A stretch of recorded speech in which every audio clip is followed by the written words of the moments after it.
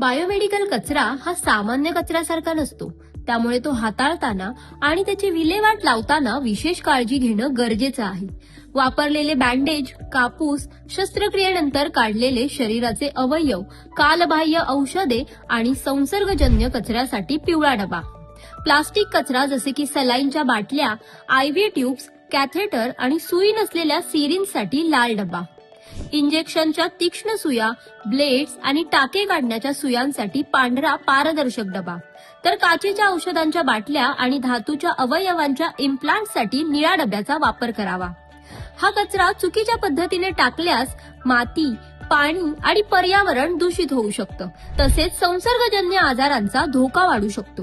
म्हणूनच बायोमेडिकल कचरा इतर कचऱ्यापासून वेगळा ठेवणं, त्याचं योग्य वर्गीकरण करणं आणि अधिकृत बायोमेडिकल वेस्ट प्रक्रिया केंद्राकडे सुपूर्द करणं आवश्यक आहे. तर बायोमेडिकल कचऱ्याची योग्य विल्हेवाट लावूया आणि पर्यावरणाचं संरक्षण करूया.